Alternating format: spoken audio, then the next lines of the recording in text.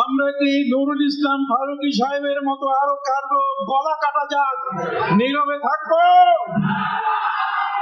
আমাদের মঞ্চ থেকে রিসালাতের তাকবীর বিদায় নিচ্ছে, আমরা এটা বরদাস্ত করব?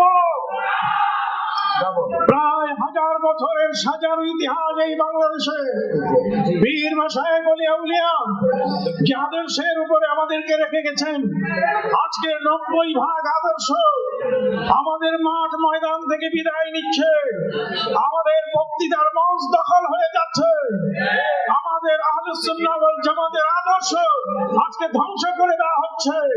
আমাদের পীর মাশায়েখের মাজারকে ধ্বংস করে দেওয়া হচ্ছে। আজকে আমাদের এই সমাজের মধ্যে সুন্নিয়তকে জীবন্ত কবর দেওয়া হচ্ছে।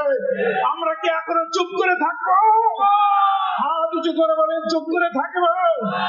কাজেই